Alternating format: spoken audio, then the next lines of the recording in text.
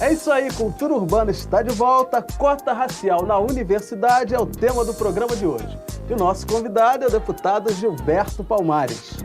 Em 2001, foi aprovada no Rio de Janeiro a lei que criou as cotas no critério de seleção do vestibular da UERJ, a primeira universidade pública de grande porte do Brasil a adotar essa política.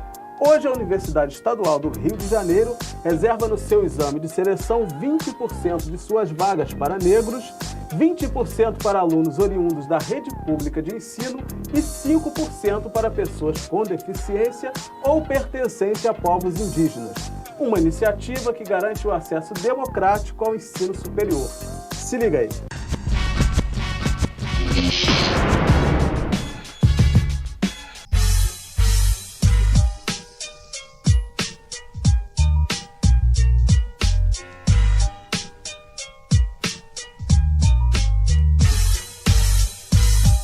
A política de cotas tem demonstrado uma eficácia relativa ao longo desses anos aqui no Brasil, porque ela tem permitido uma grande vitória democrática, que é a possibilidade de acesso e permanência na universidade de um importante número de jovens que historicamente estavam excluídos da universidade pública. Alunos e alunas vindos das escolas públicas, alunos e alunas negras, indígenas e portadoras de necessidades educativas especiais. Sem esse sistema de cota seria quase que meio que impossível. Assim, eu sair do segundo grau de escola pública e entrar na faculdade. Quando o aluno entra na universidade, ele não tem um selo ou alguma coisa que diga assim, esse aluno é cotista. Não. No momento que ele entrou, ele é um aluno igual a todos os alunos que estão na universidade.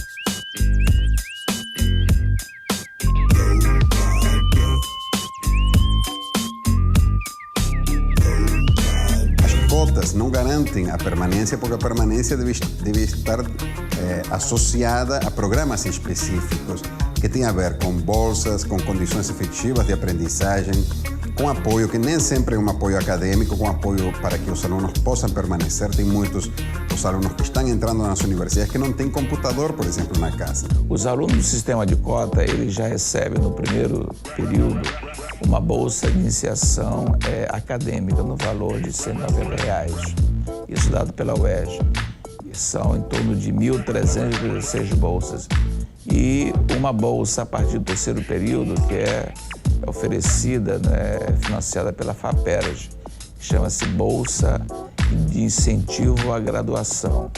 Então, o aluno é contemplado para que ele possa, de alguma forma, ter a sua manutenção mínima para fazer o seu curso. Certamente são necessários muitos mais apoios. Esperamos que esse atual governo cumpra com a sua promessa de poder fortalecer esse processo de investimento para garantir a permanência no ensino superior nas universidades do Estado desses alunos cotistas, mas sem dúvida nenhuma o que nós estamos observando é que, apesar de que não tem as bolsas, os programas de bolsa e de subsídio financeiro que seriam necessários, apesar disso, os alunos e as alunas cotistas fazem um esforço enorme para se sustentar. A gente sente uma grande dificuldade até por causa da falta de apoio, de estímulo também, na questão de você conseguir manter esse aluno, seja em transporte ou xerox ou toda essa organização que tem que ser mantida por uma outra pessoa que tem como manter,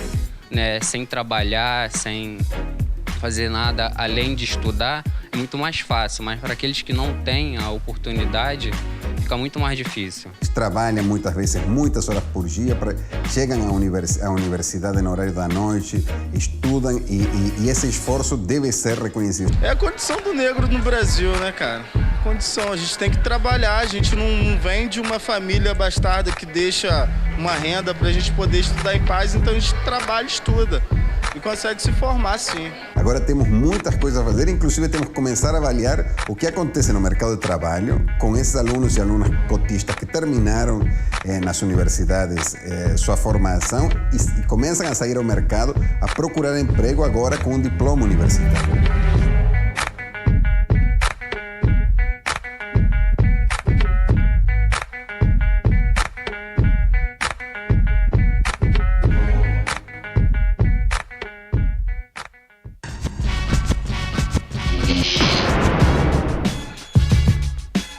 Pois é, né, deputado? O acesso não é o suficiente, né? Na verdade, a política ela tem que vir acompanhada de uma política de permanência dentro da universidade, como a gente viu aí, quer dizer, uma outra etapa que tem que ser vencida, né?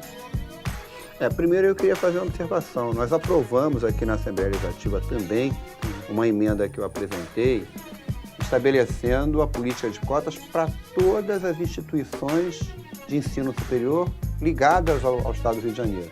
Então, por exemplo, há uma emenda estabelecendo a política de cotas para a Escola de Formação de Oficiais da PM e do Corpo de Bombeiros, que são instituições também de nível superior, e nós vamos lutar para que essa emenda que foi aprovada seja respeitada.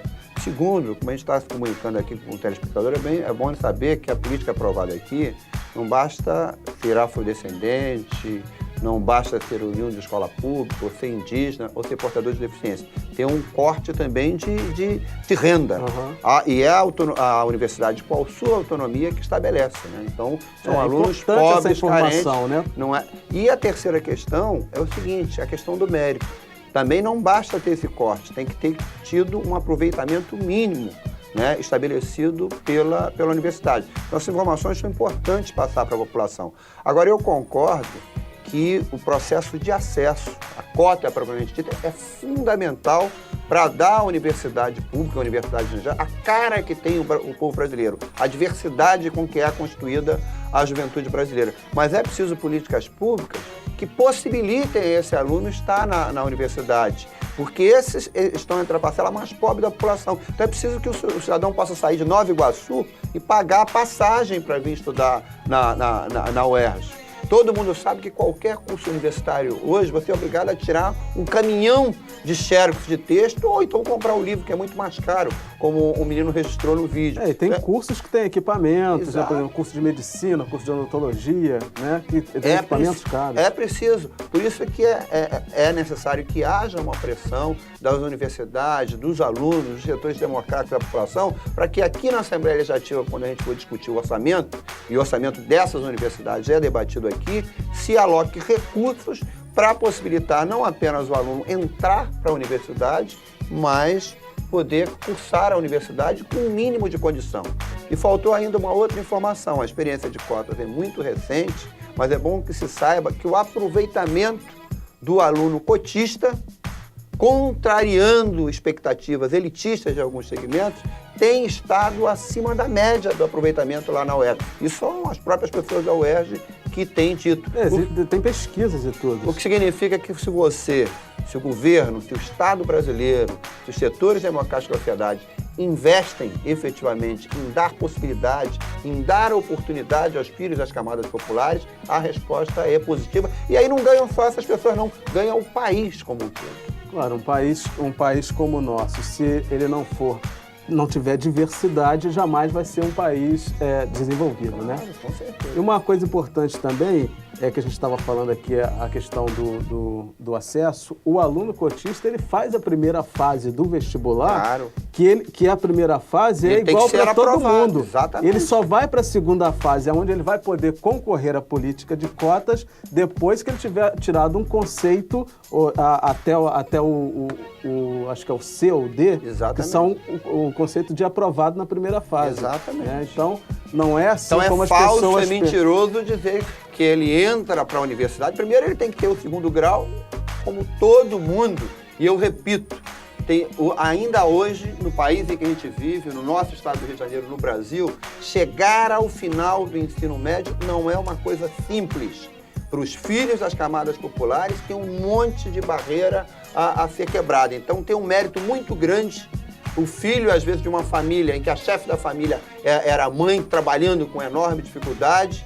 O filho de uma família de área popular que teve que trabalhar, às vezes, desde os 13, 14, 15 anos, e combinar isso com tudo, conseguir concluir o ensino médio. Então, tem mérito, sim. Sem falar na discriminação, né, que essa pessoa sofre no decorrer da vida. Exatamente. Né? Por exemplo, uma criança negra na escola, ele não vê contada a sua história da forma que deveria ser, de uma forma positiva. Então, a gente já sabe que esse é um fator importante para a evasão escolar. Você, eu acho que tocou num fator super importante. Eu acho que a política de cotas de acesso à universidade é uma das políticas do conjunto de ações afirmativas que esse país precisa. A discussão do acesso ao mercado de trabalho. Eu não desconheço, né, nós estamos aqui na televisão, eu desconheço, por exemplo, alguma artista em televisão que produza programas infantis que tenha a cara negra, mestiça do povo brasileiro. Normalmente tem que discutir essa questão. É bom discutir outras ações do governo. Eu acho que o governo federal tomou uma iniciativa extremamente importante quando sancionou a Lei 10.639, que exige que no ensino básico e no ensino médio se discuta a história, se debata a história da África e a história do negro no Brasil.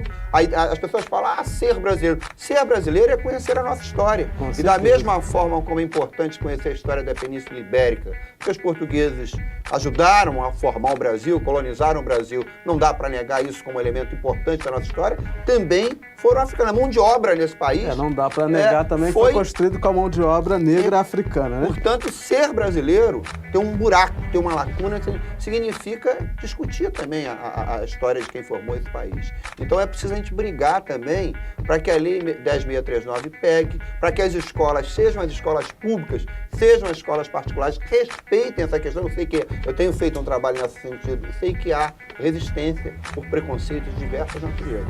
Pois é, um outro problema também para esses alunos cotistas agora vai ser o mercado de trabalho, né? Que é uma outra etapa também que, naturalmente, eles vão sofrer preconceitos porque os negros também, isso aí já é fato, é oficial, né? Sofrem preconceitos no mercado de trabalho. Então, é uma outra etapa a ser conquistada aí, né, deputado? Claro, eu sou adepto de que as lutas têm que se dar no seio da sociedade.